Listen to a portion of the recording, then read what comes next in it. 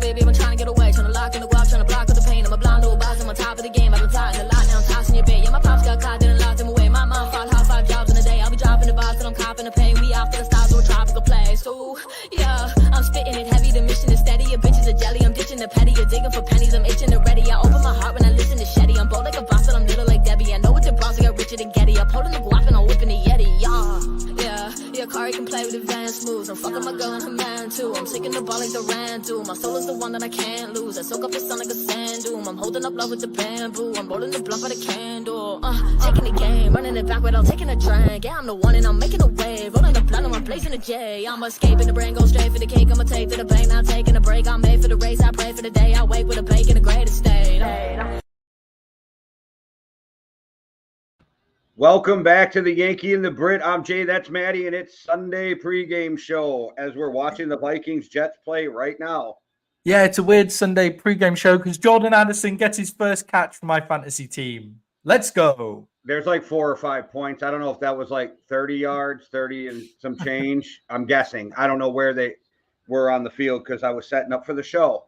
Yeah, Sauce Gardner down as well. Sauce Gardner down on the and this isn't me taking a shot at him because he's down. Like, he's had a rough day, and he is an amazing corner.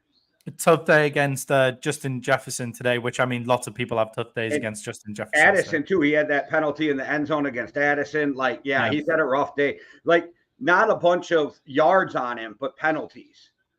Yeah. A lot of penalties and a few things that should have been called penalties that weren't called penalties as well. So yeah, today, guys, bit of a different show for us because we've got our watch along because it's the London games as well.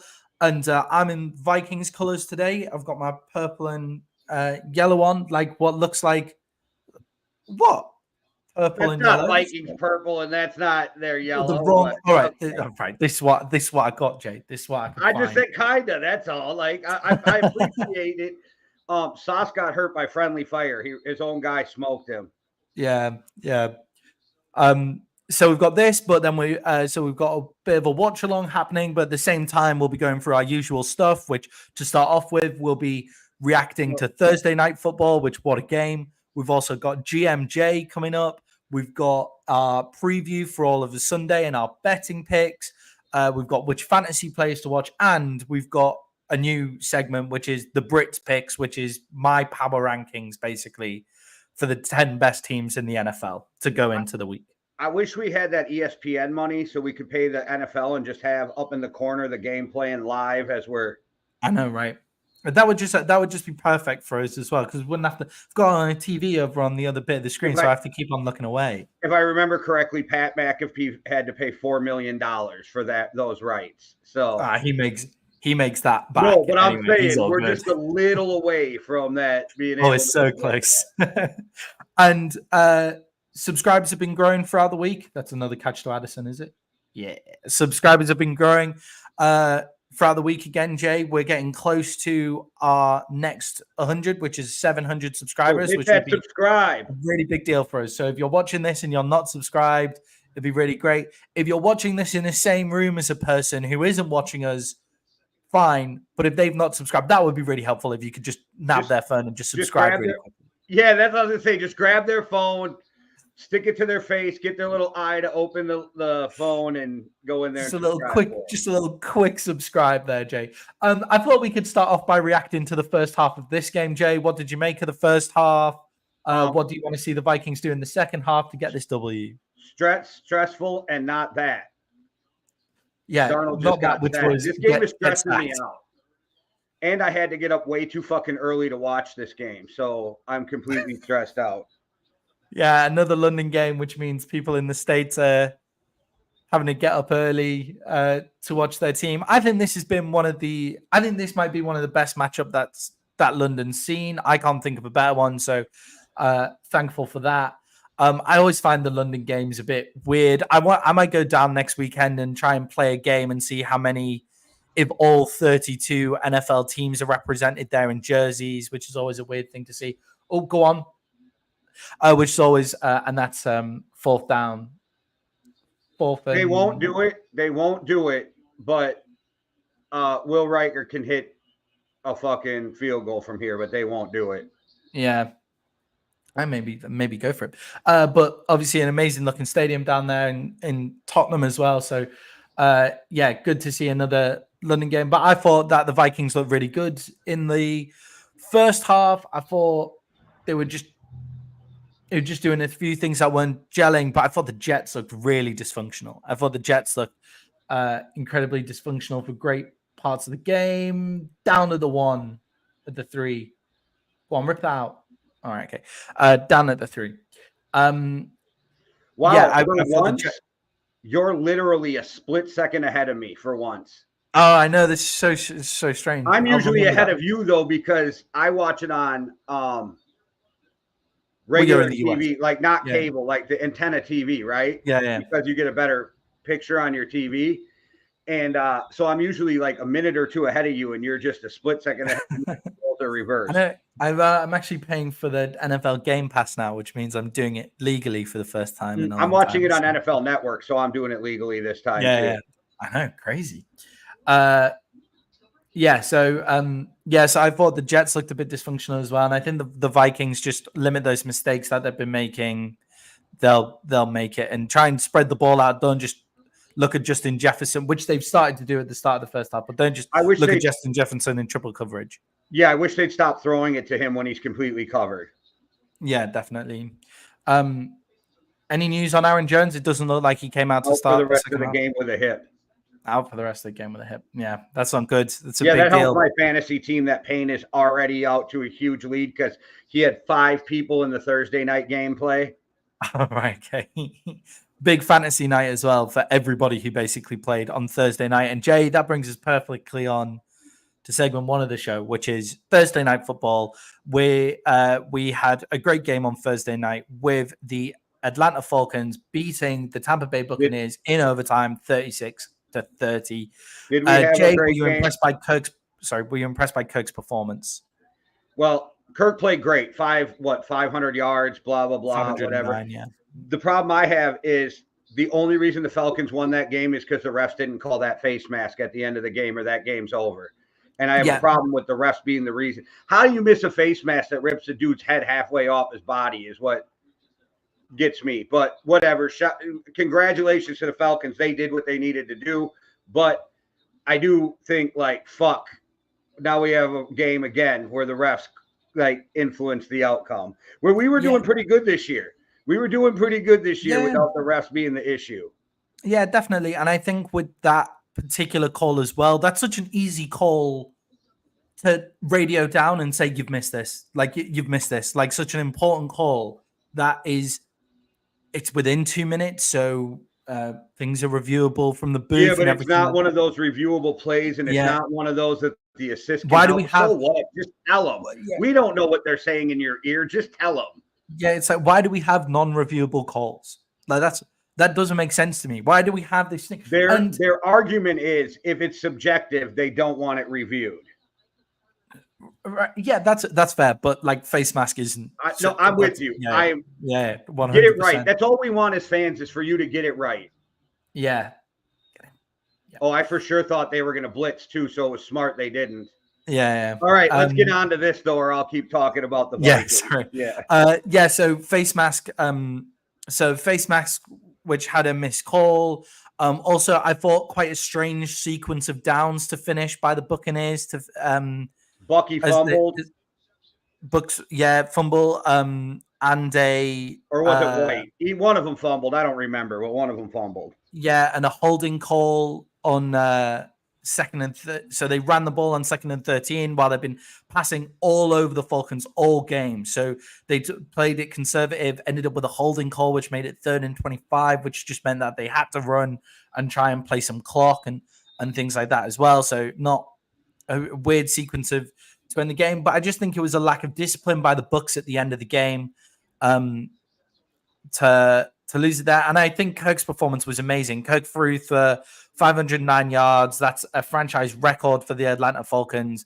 And also wrapped that up with a brilliant 2-minute drill at the end, which was actually a 1-minute drill with two timeouts at the end there. And it was perfectly executed. And not going to lie, Jay, when they got that ball with 2 minutes to go, with a minute to go with two timeouts, I knew that they were going to get a field goal. Me too. Yeah. I thought, oh, they might win this because Kirk has been great on. I think right now, as active quarterbacks, Kirk has the most game-winning drives in the NFL, which I think had a lot to do with that 13-win season with Kevin O'Connell a couple of years ago. But still, like, Kirk proved the shit that we've both been saying about him for the last couple of years is that he doesn't get the respect for some reason. He does from the players now, but not the fans. Yeah, he always does. He always seems to from the play. He seems to be players seem to love Kirk. They were saying, Judon was saying that he was surprised how much time Kirk actually spends with the players in the locker room. Get that? That Kirk. Oh! Fuck! I thought that was an interception. Okay, sorry, close. Guys. Sorry, close to an interception in the Minnesota game there.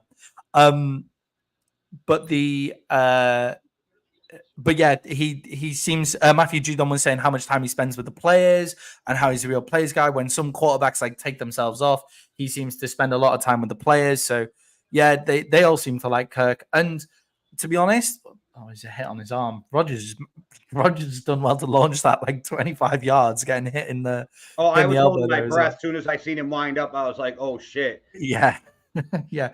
But I think what helps Kirk there is that his big playmakers made plays for him this week as well. That's always going to help. Drake London had 12 catches for 152 yards. Drake London fucking balled, and it's the first game I watched him play up to the standard you have for him. Yeah, that's the standard that I've seen for him. I don't think it's the standard he's been playing to, but I've always think that's what you can get out of him. Yeah, 100%. And then Kyle pitched the game that I benched him, but we were on the show, Jay. We were on the show. You calling that a roughing the passer? No, Rodgers is hurt. I hate seeing players get injured. Yeah. Oh, twisted as well. Like, I really hate seeing players get injured. On his knee. Okay, in a perfect world, because I'm an asshole, I hope he's fine and doesn't come back in. Yeah, I hope he plays next week. Yes. I hope he's 100% fine, but too sore to come back in. He's okay. He's coming back in. He's walking off. He's walking off on his own steam. But yeah, that's the first game where Drake London lived up to that potential. 152-yard game. Also, I benched Kyle Pitts on the fantasy team this week, and he went for 88 yards off 7 catches. I think Darryl Mooney might be Kirk Cousins' favorite target by looking at it. Like, I know he threw more to Drake London this time around, but Darryl Mooney is who he seems to go to when there's pressure on third down and stuff like that. He got 105 yards and 9 catches. And then you think, oh, this is just air raid ball. But it's like, no, they can do a lot of this off play action because Bijan Robinson had 77 total yards as well. 61 of those rushing, 16 of them catching. And Tyler Algier got a few yards. Roughing the kicker. So little tidbit here, just kind of something cool. Fucking A, it's roughing the kicker. Yeah, roughing the kicker. First down. Shug, 21 from OTH, has been driving around Daquan Jones's mom all week. All right, okay. That's for fun. His job. That's nice. Yeah, so it's fun. Shout out Shug. Yeah, so is back out there. This hurts. Like, if they score on this drive, it hurts. Yeah. That's a stupid mistake from the Vikings there. Really stupid. Yep. So in that game with the Bucks and the Bucks ill-disciplined, the Falcons played possibly their best ball on the offensive side. And Jay, offense seems to be back in the NFL now. Like, we had a few weeks there where defense was just winning out. And then we've had that Seahawks game. We've now had this, the Seahawks versus the Lions game. We've now had the Falcons versus the Bucks game, which is just huge offense. And we're now seeing some teams getting their offense together, which is really good. Really good play.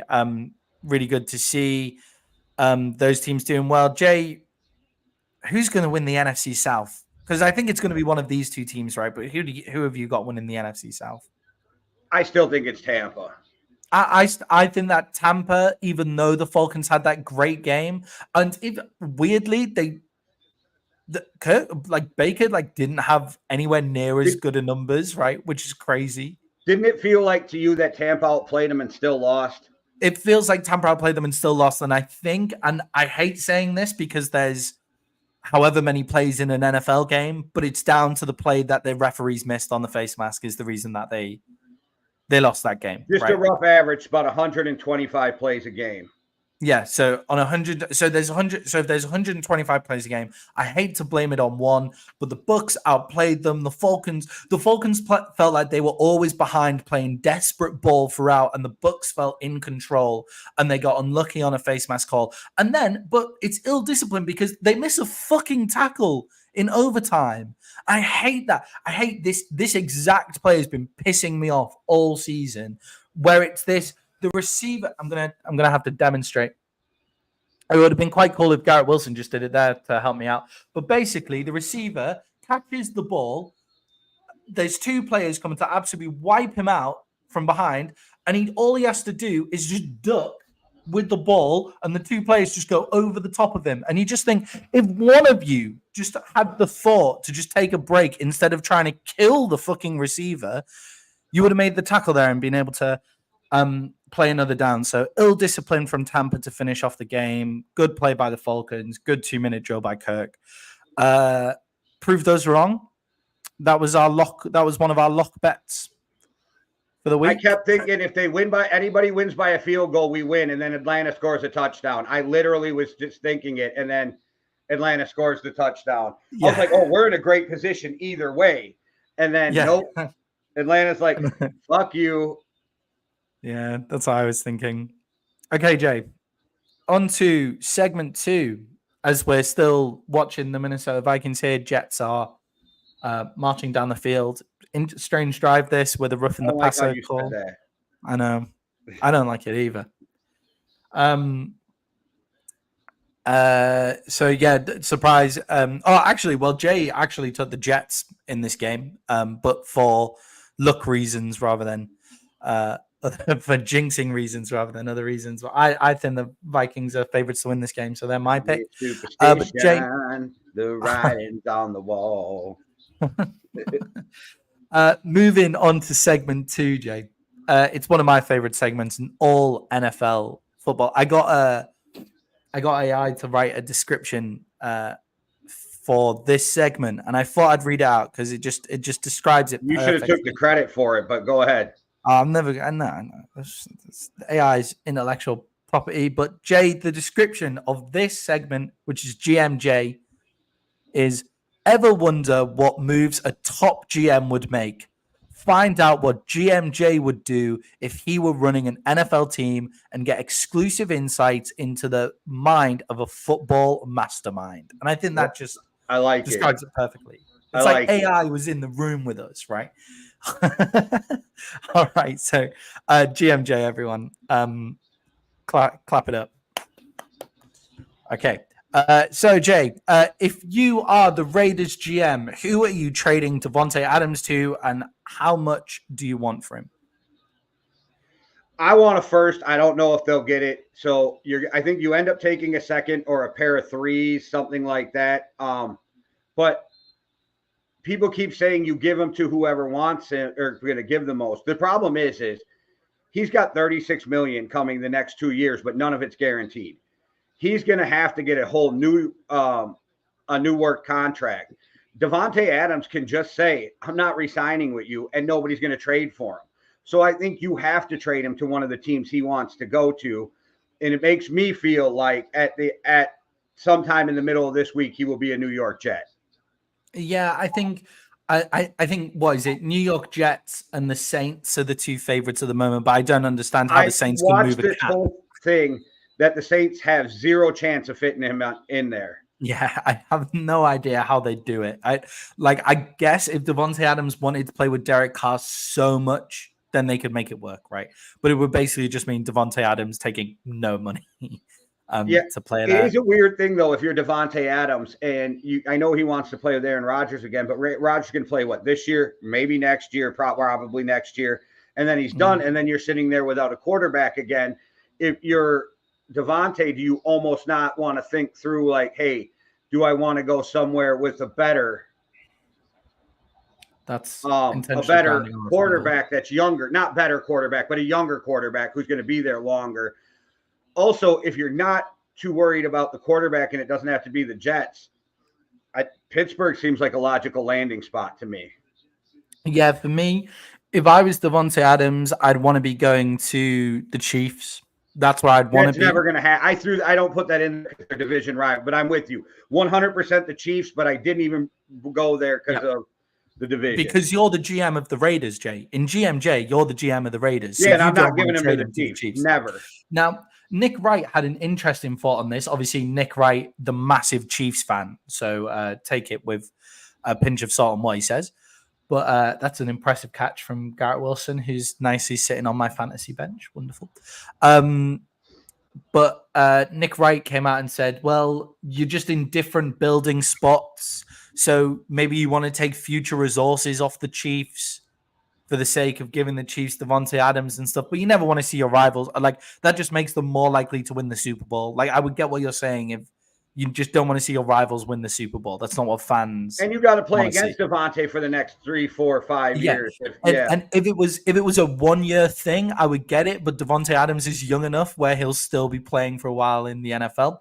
Okay, so that's not what I would do if I was the Raiders GM. So yeah, I'd almost be tempted to try and get him out of conference even, but I don't think that matters too much. So the Saints would be my ideal one, but I just don't see how the Saints actually get him anything. Nothing to do with being a GM. Just as a fan, I wouldn't mind seeing him go to Washington. Yeah. Oh, that would obviously be great for Washington. But yeah, I would take that. But Jay, you're now the Atlanta Falcons GM. With Kirk Cousins' last game, what are you doing with Michael Penix to keep him happy? How are you keeping him happy? He's a rookie. I'm not worried about him being happy yet. Like, you haven't proved anything in the NFL, so you're going to be unhappy about what? You got drafted 9th overall. You came in behind Kirk Cousins. Like, this will be your team at some point. I'm not. If you're disgruntled now, we made the wrong choice. Yeah, definitely. And I think the reason I thought of that question is I was watching. There was a great shot where it was Kirk lining up to go on his 2-minute drill, and it was Michael Penix in his helmet and full stuff on the sideline, and it was zoomed in behind him. And I thought, you got to feel a bit sorry for Michael Penix, but also in 2 years' time, this team is yours, and you've been getting the NFL pay that you would have been getting if you were playing anyway, but you don't have to come in and prove it straight away, which has got to be quite nice. So they're checking if that's an incomplete pass. They're going to need a better angle than that. They called it incomplete. No. Oh, they're good with it. Replay assist chimed in and called it incomplete. Oh, well, they seem to be good with it now. Okay. All right. So I'm not worried about Michael Penix either. If I'm the GM of the touchdown, no, incomplete. If I'm the touchdown of the if I'm the GM of the Atlanta Falcons, and Jay, you're now the GM of the Minnesota Vikings, which obviously is your dream job, right? That's it. That's your dream job. Sorry, Quasey. The Minnesota Vikings by Quasey. You've done an amazing job, but GMJ is here now. With the Vikings playing in London, what would you do as a GM to make sure the team is ready for the game? Like, are you going early? What kind of things are you doing to make sure your team is ready for that game? I used to be thinking you should go early, but the Vikings always leave on Thursday, and it seems to work for them. Kevin O'Connell broke it down, so I would follow Kevin O'Connell with what he said. You get there Thursday, you leave Thursday, it's Friday for you guys. You get there, you stay up till whatever, you go to sleep. You're a little groggy on Saturday. You do your walkthroughs. By Sunday, you're ready to go. It seems to work. I think you stick with that because it's proven to have worked in the past. Yeah, I would leave. The NFL wants them there earlier because they want them. We know why the NFL. We know why the NFL wants them there earlier. But but what I don't know. Everybody has their bye week after the games in London, right? So you guys have your bye week. Choice. So the Vikings didn't last year. They played and then or 22. They played the week after, then took their bye. But you have the option to have your bye right after. Yeah, right. Okay. So I would stay a little later because the thing that I'd be thinking about is measuring this experience with the actual game and things like that, and making sure that, and I think it's a good opportunity for some team building and those kind of things as well. But I would just want to run the game as normal and then do that kind of stuff afterwards. So the things like the sightseeing and the team building and that kind of stuff. I I would get want where to do you that. get that from, but these players want to go home, have their time off, be with their families. So that's a rough one too. It's hard to balance. Yeah, it's difficult. It's also difficult to do team building with like a 52 person, 53 man roster, right? But Jay, if you were the GM and the owner said, right, we're doing team building and that's what I want to do. Like, I want us to go to London all together. You can spend whatever money you want. What team building activity or what thing that is in the UK are you deciding your team are going to go do? What is it? What would you want them to do? This unlimited money from the owner.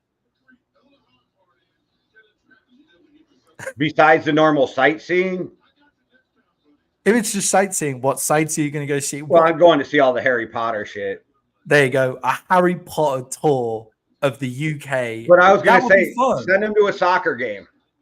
Oh yeah. That'd be fun. That'd be a good one as well. Send them to a football game. You could even like head over into France or some shit like that and go. May as well make the most of it while you're there. But yeah, that's a good one as well. And everybody, that's the end of our interview with a football mastermind. That is GMJ, the person who you should all be dreaming takes over your NFL team at some point. And we move on now, Jay, to looking forward to the rest of Sunday. Is that a roughing the kicker? No, that's running into, and they fucking, but whatever. Yeah, it seems a little harsh. Anyway, segment 3, Jay, we're looking forward to the rest of Sunday now. And everybody, if you haven't got your bets in yet, this is the time for you to listen up, right? Because this is where we tell you the best against the spread. We always do against the spread. That's the way that we do things here because we just find picking the winner a bit too easy. So let's go against the spread and listen up for your favorite bets. We also give you reminders of our 3 bets of the week. We did pick the Bucks as one of our bets of the week, so that's already been. And Jay, we're going to start out in Washington with the Washington Commanders, who are 3-point favorites against the Cleveland Browns. And Jay, my question for you is, does Jaden Daniels' playing style nullify Myles Garrett? I think it makes it rough on him. I don't know if you ever can like nullify Myles Garrett, but yeah, it does. It makes it rough on him because he's a pocket passer who can run. And I know people want to say he's a running quarterback, but he's in the pocket looking to throw first.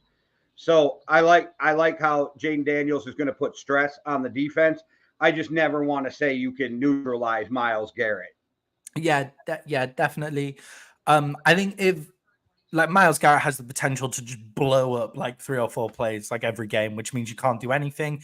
But if your left tackle is getting consistently beat by Myles Garrett, the Browns don't seem to move Myles Garrett around. He always seems to rush from the right. He doesn't seem to like ever. That's a penalty. Yeah, PI. They never seem to he never seems to move around. So if you are having problems with the left tackle, if you have a quarterback who's as accurate on the run, so he's a pocket passer who's also accurate on the run to be able to bootleg out to the right, then that's always going to be helpful. And the run game that they've got in Washington is really good as well. Another question on the Browns side of the ball, Jay, is the Browns' offensive woes all down to Deshaun Watson? Because last week, I thought Amari Cooper had a case of the drops as well. Yeah, last week, Deshaun Watson played well. If you watch it, that loss was not, and we've blamed with Deshaun fairly, but last week was not Deshaun Watson's fault. If they can keep getting that consistent play out of Deshaun Watson, now I still don't think he's worth the money he got, but he is definitely a top 32 quarterback with no question. Yeah, that was close. Trying to go deep to trying to go deep to JJ there, but yeah, he had a much better game, and the Browns wide receivers aren't helping them. It's funny because when you watch the games on a Sunday, you kind of go with you can only catch like little bits of them, like as you're going through. You can't watch every game all the time on a Sunday, right? So you end up going with the little bits of narrative, and it takes then watching some extra stuff throughout the week to then challenge that narrative in your head. And Amari Cooper had a case of the drops. No one was getting open. Like, they haven't built a good offense around him. The run game is struggling in Cleveland this year, comparative to where we think it is. So yeah, I don't think we can blame it all on Deshaun Watson. But I mean, the question is if you pay him less, do you get another weapon and those kind of things? So I guess it's the pay. I still think it's time to move on from him, but they're stuck with a bad contract. But I can't blame him for last week. Yeah, definitely. And also, Jay, going into this game, everybody's raving about the Commanders' offense, including us. Jayden Daniels, we think, might be one of the best quarterbacks in the league already. But is the Commanders' defense going under the radar quite underrated as well? They're holding good teams solid. That's what I'm going to say. It's very solid. I don't look at it and go, oh, they pop off the screen. They're doing this. They just do. They're fundamentally sound. They play well. They're in position. It's a Dan Quinn offense. They know where to, or defense. They know where to be. Yeah, and outside the Bengals and the Buccaneers, they've held teams to less points, and they just do they just seem to do what they need to do. Like a very solid mid-tier defense, which when you've got an elite offense, which looks like what they've got at the moment, then that's great. And Dan Quinn's defensive style takes a little bit to bed in as well. Like, the Cowboys had problems still under Dan Quinn at the start of his tenure, and now they're starting to build up on that. So yeah, Jay, the Commanders was one of our lock bets at -3.5. I'm going to guess that you're still going to take them at 3. All right. So we're both taking the Commanders at -3 in that game. And let's move on now down to Cincinnati, or up to Cincinnati? Up or down from Washington to Cincinnati? Over. Let's move over. Over and down, but yeah. Just a little bit. Not enough. Yeah. Anyway, over to Cincinnati, who are playing in an AFC North division rivalry. They're playing the Baltimore Ravens. Jay, the Ravens are -2.5 favorites. But, Jay, are the Cincinnati Bengals offense clicking? Is it starting to click for the offense of the Cincinnati Bengals? I'm still not sold. The only time they looked impressive to me was against the Chiefs. And it's like they got up for that game for some reason. I don't know what's going on, but I don't have any faith in them. And King Henry's been balling. So I say give me the Ravens. Yeah, I mean, the Bengals offense has scored 33 points, has scored over 30 points in the last 2 games, and also then 24 points against the Chiefs as well. So in their last, 25 points against the Chiefs, and then 33 against the Commanders and 34 against the Panthers. So I would say it's starting to click, but they're not clicking at the important time. So those game-winning drives aren't there. So they're scoring points, but they're not playing complementary football to go out and win games. Where is the interior offensive line for the Commanders this week? I feel like Donald's having a run for his life from the middle. Yeah, but I also also feel a rough time right now with. Yeah.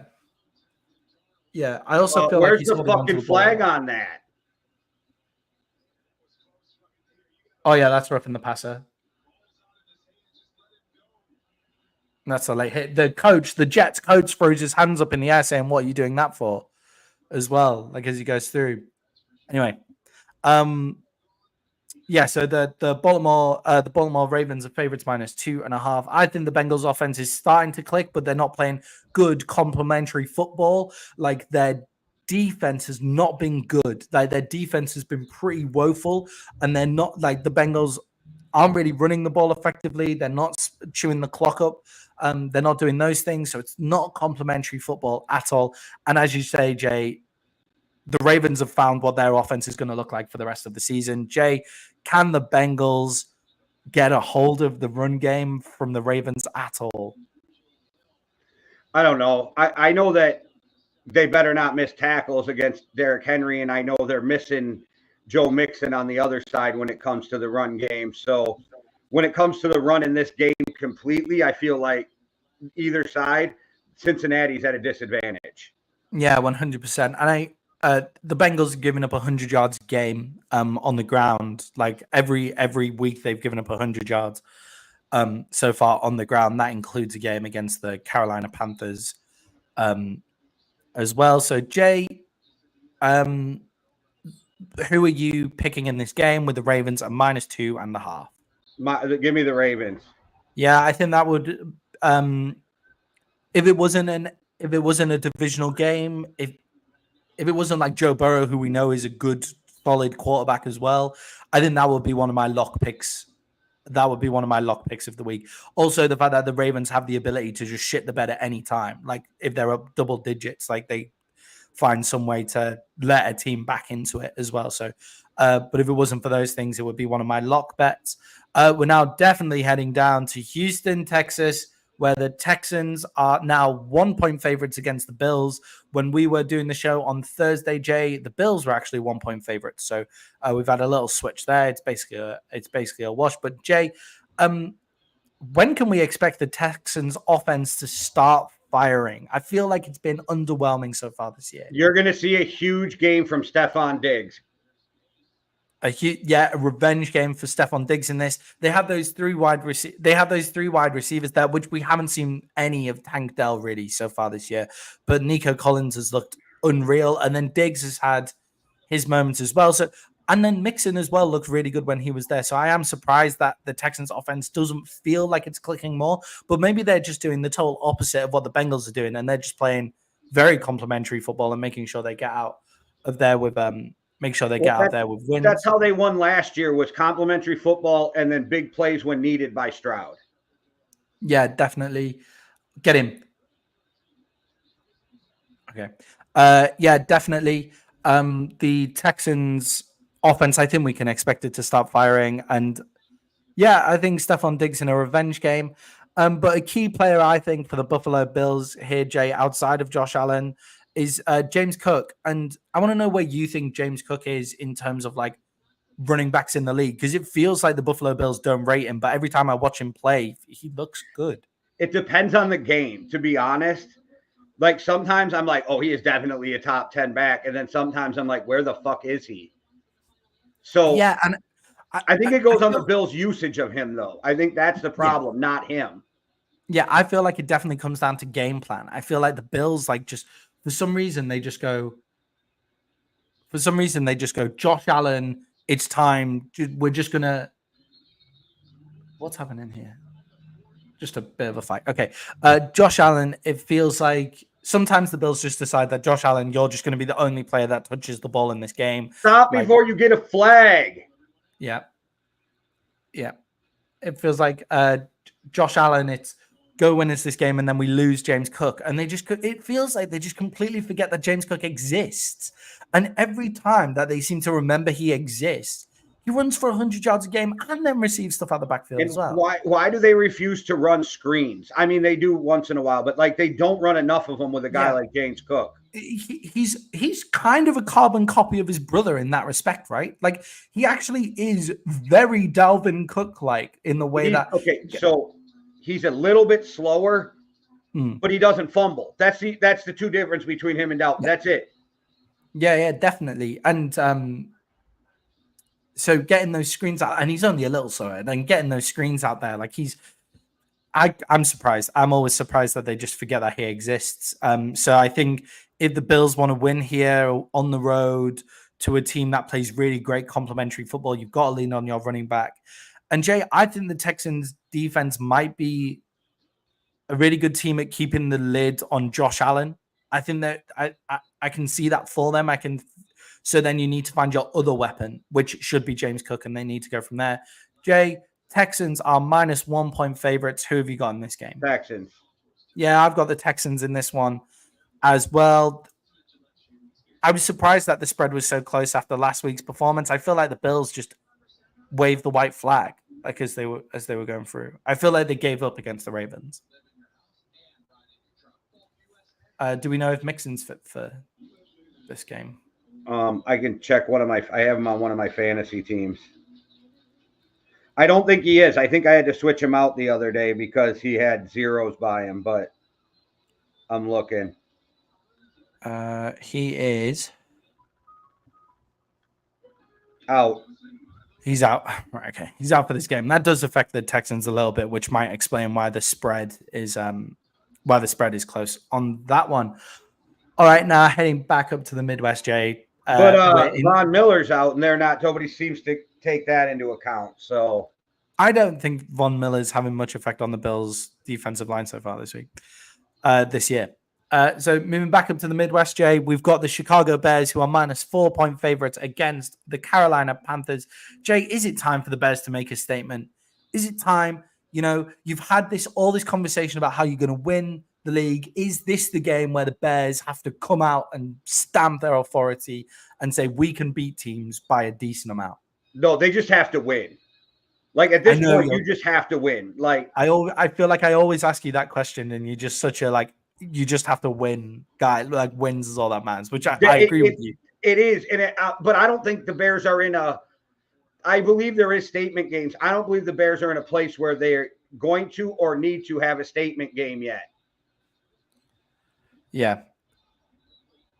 So Sam Darnold just misses Justin Jefferson. I think he threw that away, but he's got such a strong arm he could throw it through the back of the end zone. Oh, right. Okay. I was going to say they look like the throws that Sam Darnold's been making so far this season. No, I think that was, oh my gosh, nobody's open. Jefferson's down there. Let me just throw it over his head so it's an incomplete and not a grounding.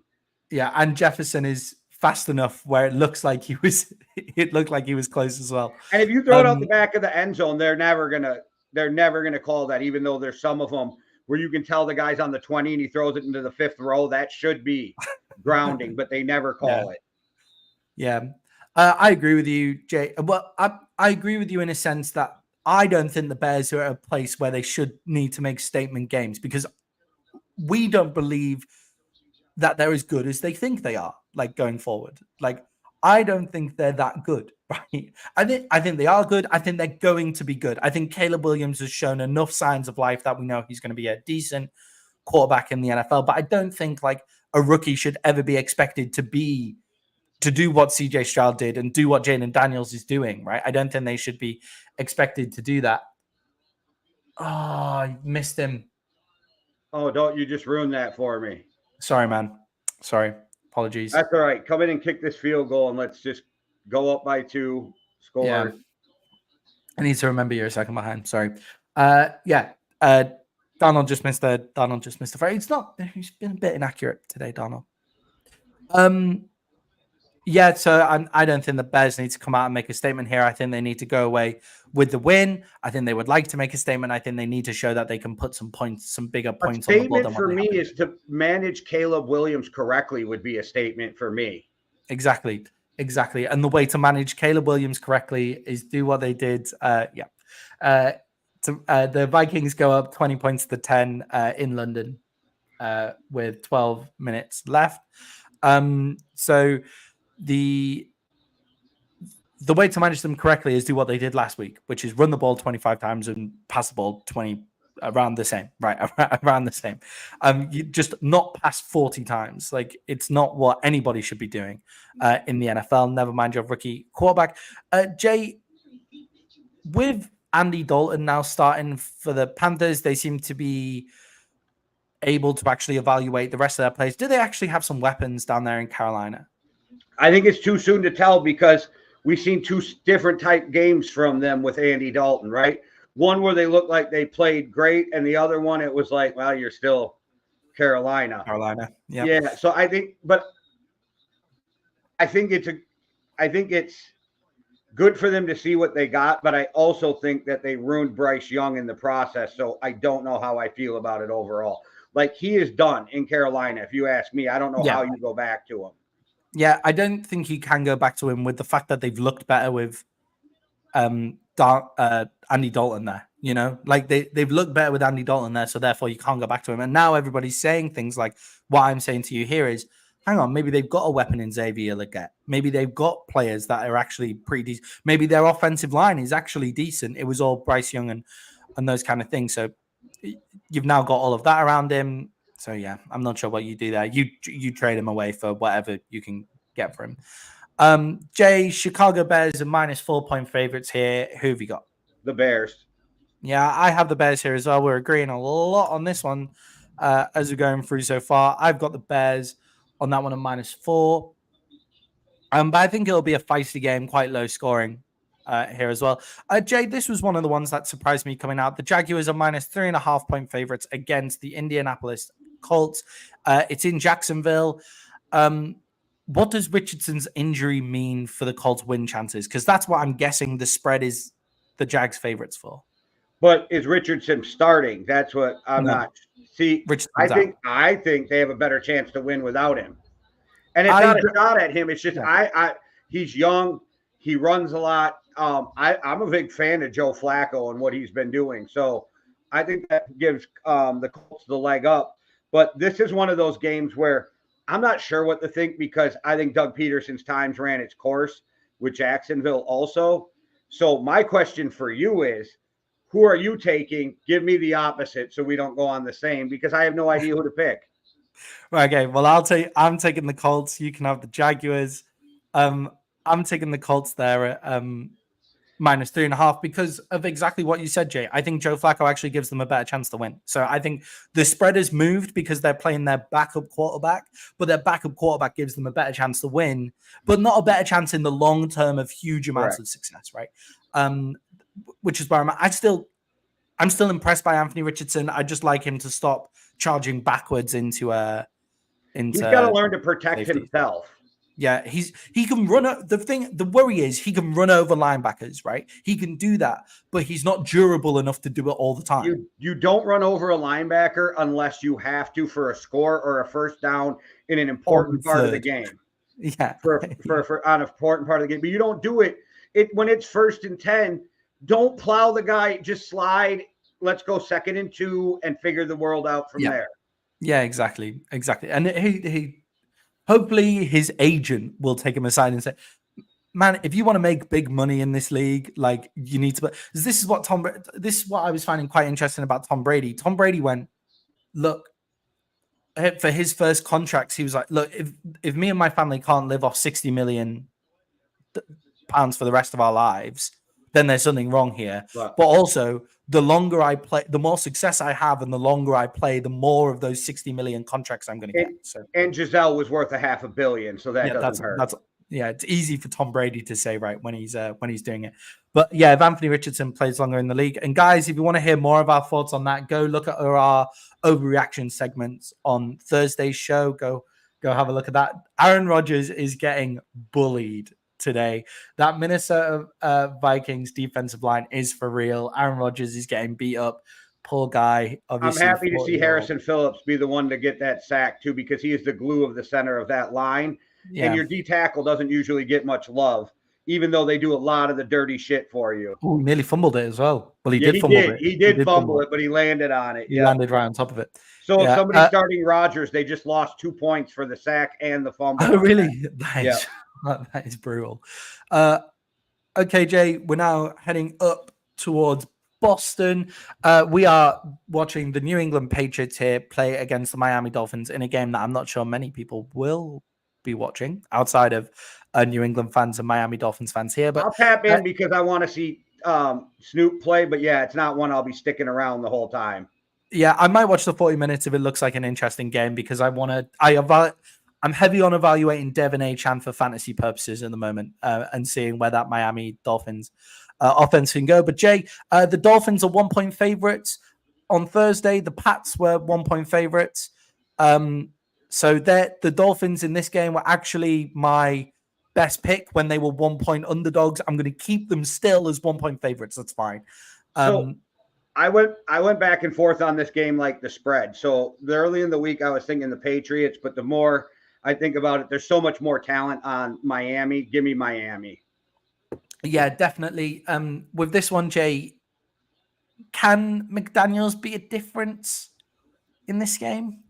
McDaniels is starting to make me question him as a coach, so he needs to be the difference in this game. Yeah, I feel like it's a question that we've asked.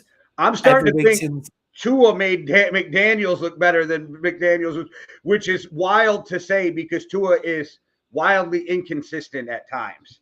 Yeah, it's because, I agree with you. Since Tua's gone down, we've been saying, well, I said Mike McDaniels will be the difference in this game. And then the next week I've said, can Mike McDaniels make the difference in this game? And now I'm saying, Mike McDaniels, where are you? Where is the difference here? So let's have a look.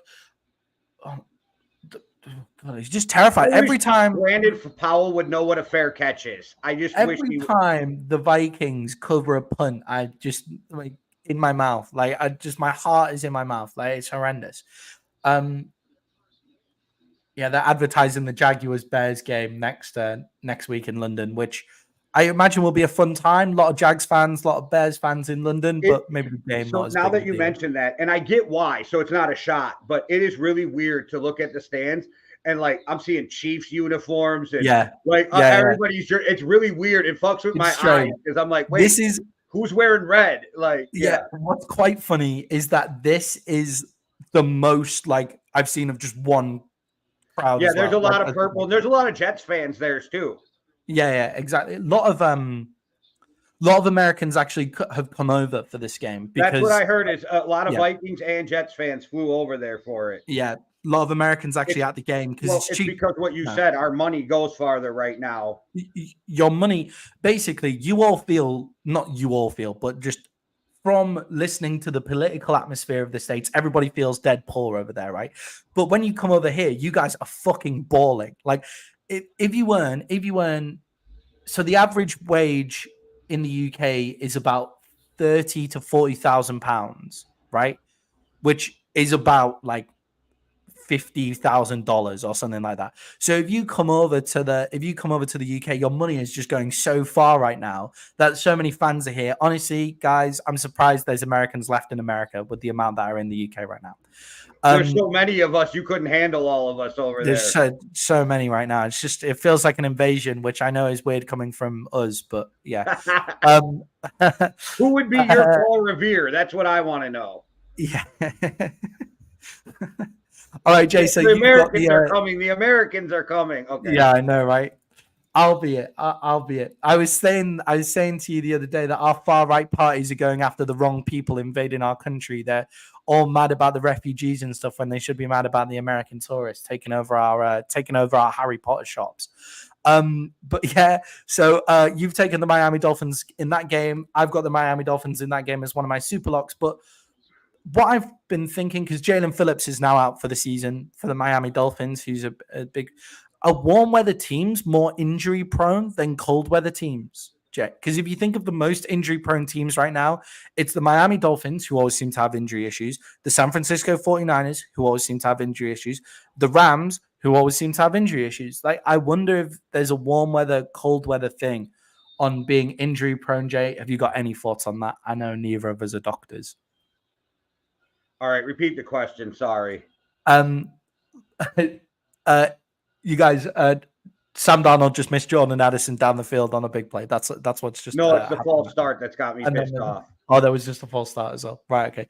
I was just saying, if you think warm weather teams are more injury prone than cold weather teams, with the most injury prone teams regularly being the Miami Dolphins, the 49ers, and the Rams. No, because in that argument, San Francisco's not all that warm. So, like, you know what I mean? Right. So, like, it's weird because San Francisco is like a balmy 60 every day. Well, that was bad. Oh, my God. I'm never doing a fucking podcast during a Vikings game again, just so you know. This will be fine next week, guys. Sorry about this. This will be fine next week. Sam Darnold has just overthrown Justin Jefferson Jordan Addison in triple coverage and running straight to the Jets on the 4-yard line. Okay, yeah. I think sometimes it's bad luck, but also sometimes I think it's strength and conditioning in the teams. Yeah, I think there's an interesting problem with strength and conditioning, especially in San Francisco. And the Rams have seemed to the Rams have invested in injury-prone players is what the Rams have done. Like, we know Cooper Kupp is injury-prone. That's something that we know happens to him a lot. Yeah, okay. And moving on with that, we're moving on to San Francisco now, who are -7.5-point favorites against the Arizona Cardinals. Should the 49ers be paying Debo over Christian McCaffrey, with McCaffrey being out for another week? Yes, because my question, I think I messaged you, was, is it time for them to just start thinking about like moving on from Christian McCaffrey instead of moving on from Debo and Kittle and the other guys? I don't know what the cap ramifications are right now for getting rid of Christian McCaffrey, because they just, redid his deal. But it's starting to wonder, is it time to move on from him than other players? Mason looks all right. He's not the same as Christian McCaffrey out there, but he's carrying the ball well and running well. I don't know. Maybe it's time. Yeah, so I think we're going to see how in this game, what made me think about it, especially, was you messaged me with that question. But I also think in this game, how the 49ers are going to win this game is by just running over the Cardinals. Like, the Cardinals, oh my God. The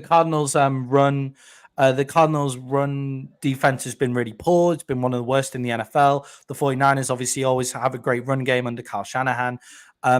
So we'll see here where they might get Mason or go for maybe 150 yards as we're going through here, and people will go, oh, we don't need Christian McCaffrey.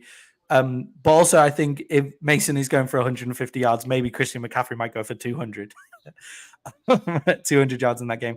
But how much of a difference does that make you in the actual wins and losses column? I don't know. And if it was me and I could keep Debo and Kittle, and Christian McCaffrey, we know, is massively injury prone.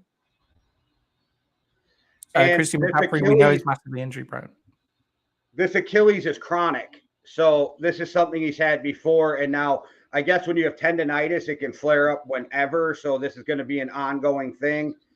I don't know. And I think 7.5 points is a lot against the Cardinals. So I'm going to have to take the Cardinals in this game minus the 7.5. All right. In this game, I'm taking the 49ers because I'm not sure. After watching the Cardinals against Washington, I just don't know whether the Cardinals defense can actually hang in this game. I'm not sure whether they can actually hang on to the 49ers. I thought about that, but then I remembered how 49ers played against a depleted Rams team. Yeah, that's fair enough. Okay, moving on now to the Denver Broncos, who are -2.5-point favorites against the Las Vegas Raiders. Jay, the Broncos getting their game together under Peyton. Is Sean Payton starting to finally look like the Sean Payton we thought he might be? I don't know. His offense has not looked like a Sean Payton offense, but that defense has been balling.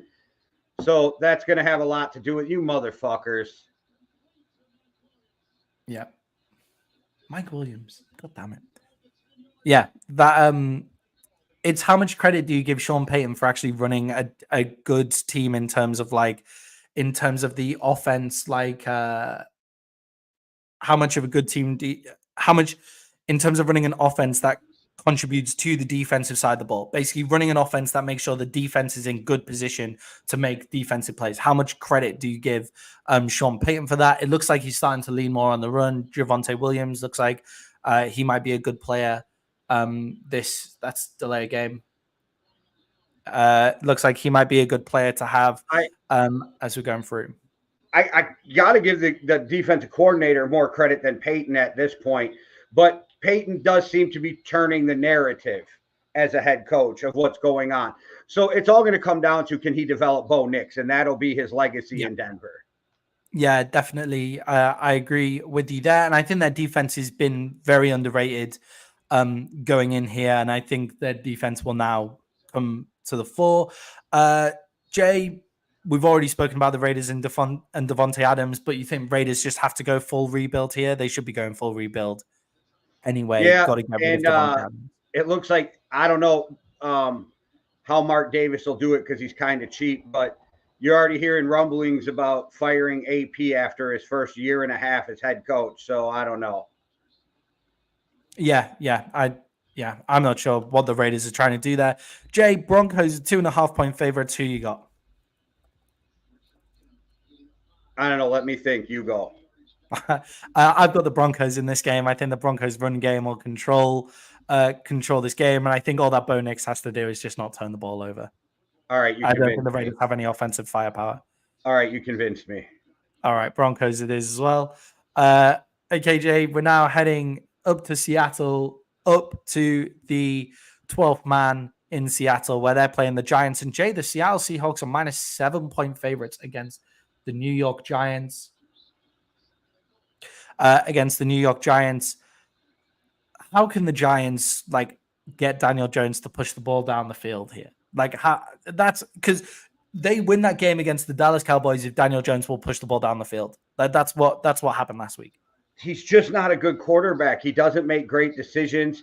He doesn't read defenses well. I don't know what they can do. I don't know. And Dayball better figure out something, because if he doesn't, then that's his job. Yeah, that's it for him. Okay, the Jets are 3rd and goal.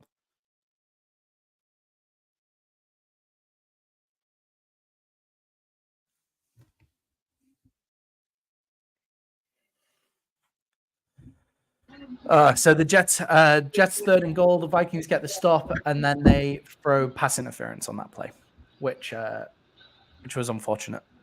Fuck! Yeah.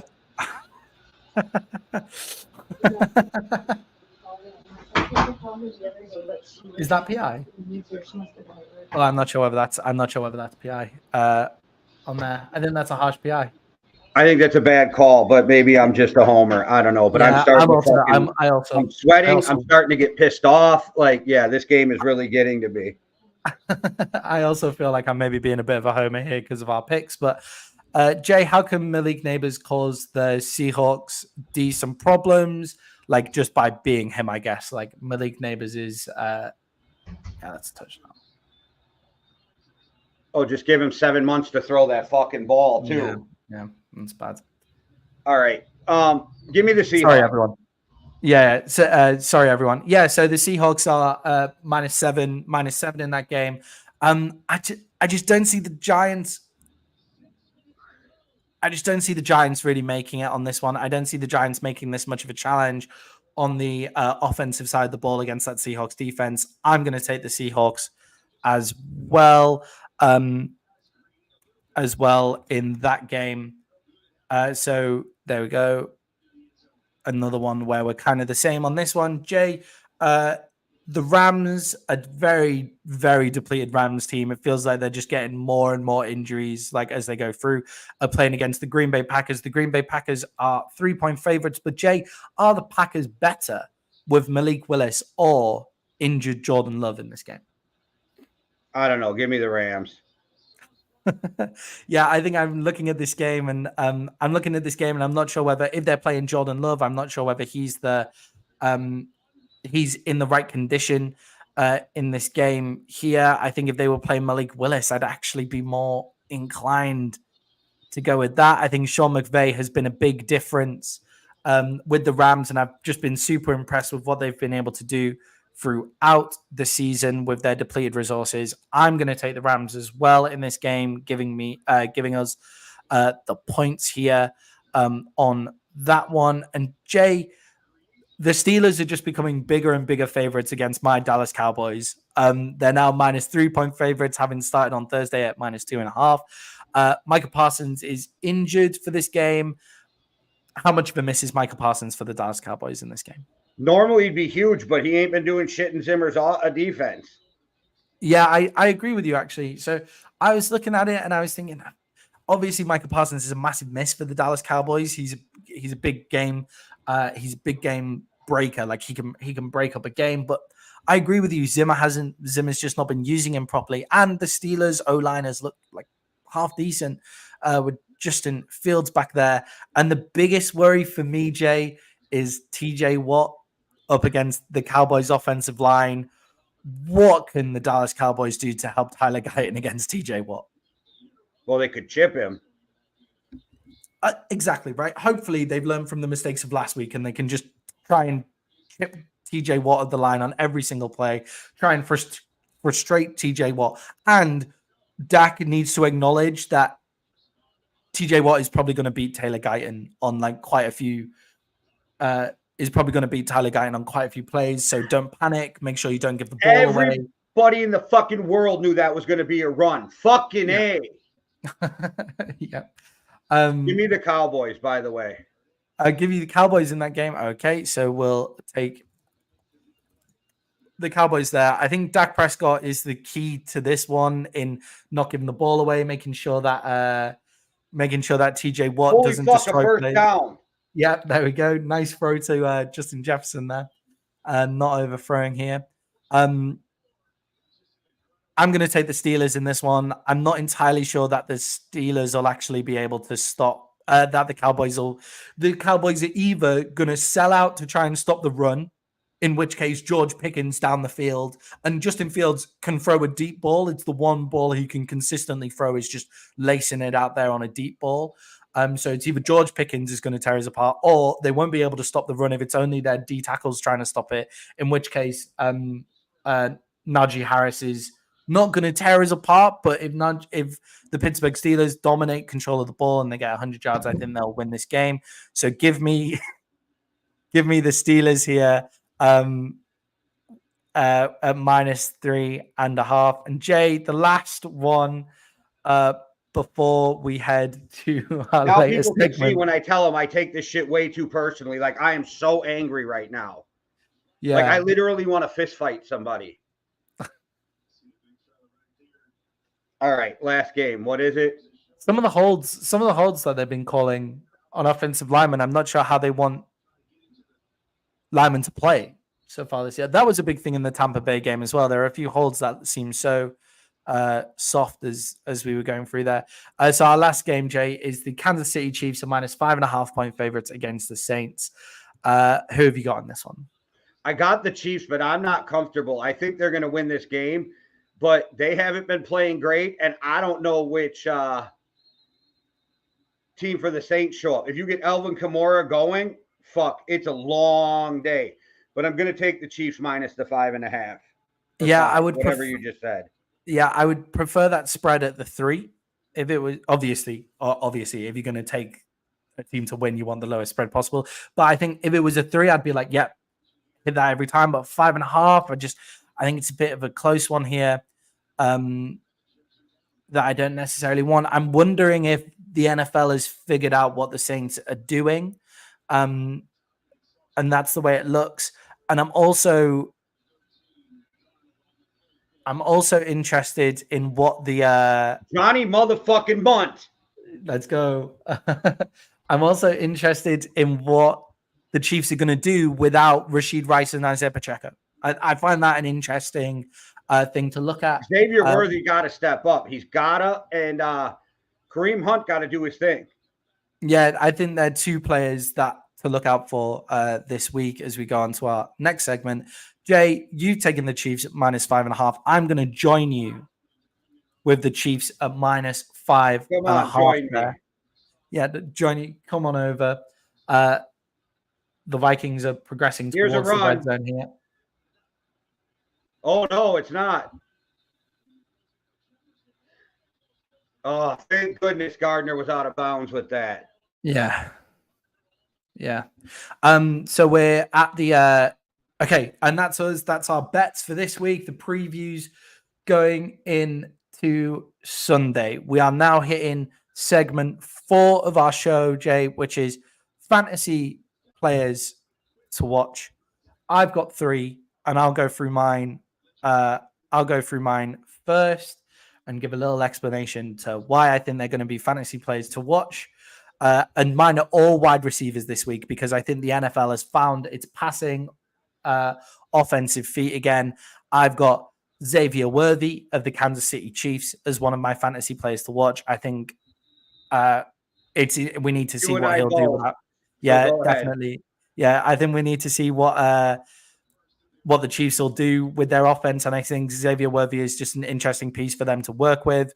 A player that I didn't mention and should have probably mentioned when we were talking about the Baltimore Ravens game, it's Zay Flowers. I'm interested to see where his development is in that offense.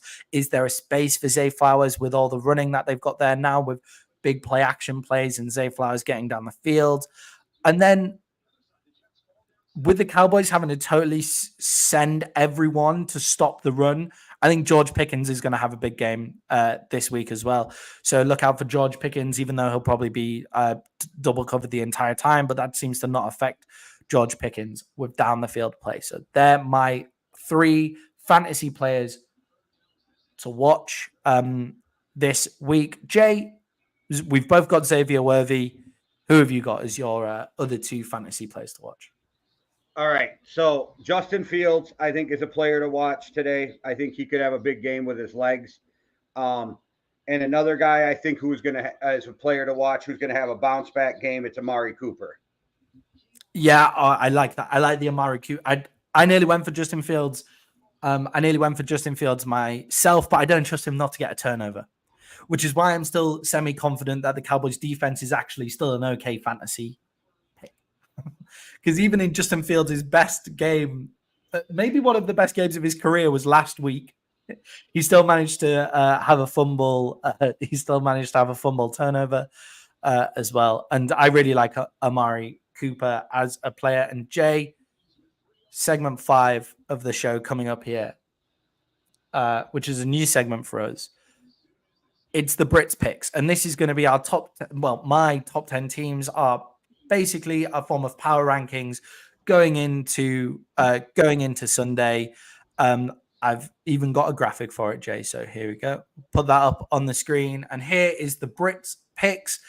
Starting at 10, we've got the Tampa Bay Buccaneers. Then at 9, the Seattle Seahawks. The Buffalo Bills are in at 8. I didn't really know where to put Buffalo in this one. Thanks, Jay. Appreciate it. The Houston Texans are at 7, but I feel like the Houston Texans might make a jump over the next few weeks. The Detroit Lions at 6. The San Francisco 49ers are 5. The Baltimore Ravens with their new discover offense at 4. The Washington Commanders with how weak the NFC East is looking and how good that they're looking. I think the Washington Commanders are a good pick at 3. A lot of people have them a lot lower, but I'm going out early on the Commanders. The Minnesota Vikings are at 2. We'll see how this game ends and how the Kansas City Chiefs game goes. And the Kansas City Chiefs are at 1. Jay, what problems do you have with the Brits picks? I could nitpick 1 and 2, but I don't have a problem. And I could nitpick that I think 9 and 10 should be flipped. But I don't have a problem with your rankings at all. I feel okay with these ones. I feel okay. I feel like some teams that I may be missing here that I've seen other people have on is the Green Bay Packers. I feel like the Green Bay Packers might have a claim to being a bit higher up on the list. I think the one that I'm the most uncertain on is the Buffalo Bills, to be honest, because I feel like if the Buffalo Bills get absolutely annihilated by the Texans this week and just get totally run on the entire game, I feel like that's them done, and that's the real Buffalo Bills. But everybody, that was this week's Brit picks. Look out for that in future segments to come. All right. Jay, there are 3 minutes left in the Minnesota Vikings game. I say we end it here. I'm with you. I'm about to have a fucking stroke. Head off to everybody having a seizure. I'm about to end up in fucking jail because I want to fight somebody. All right. I tell people I take this shit way too seriously, and I don't think they understand the level of how personally I take this shit. Yeah. Fuck! Definitely.